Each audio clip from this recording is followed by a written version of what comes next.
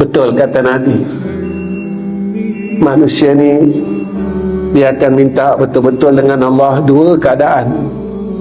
Dia akan rasa dekat dengan Allah dua masa, kata Nabi.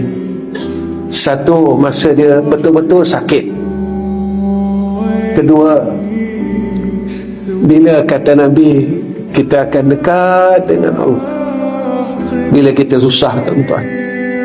Kita betul-betul susah, kita nak dekat dengan Allah, baru kita cari Allah. Kenapa kita sanggup buat Allah begitu, tuan-tuan? Allah tak pernah tinggalkan kita dalam hidup ni. Allah tak pernah lupakan kita dalam hidup ini.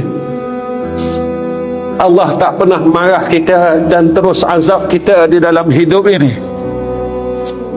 Tetapi kita sering melupakan Allah dalam kehidupan ini. Kita sering meninggalkan Allah di dalam hidup ini. Dan kadang-kala takdir yang Allah beri kepada kita, kita marah Allah.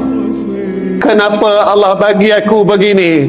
Kenapa begini? Kenapa aku? Kenapa aku? Pernah tak kita tanya, apa yang telah kita buat kepada Allah selama ini? Tuan-tuan, apa pun yang kita buat kepada Allah,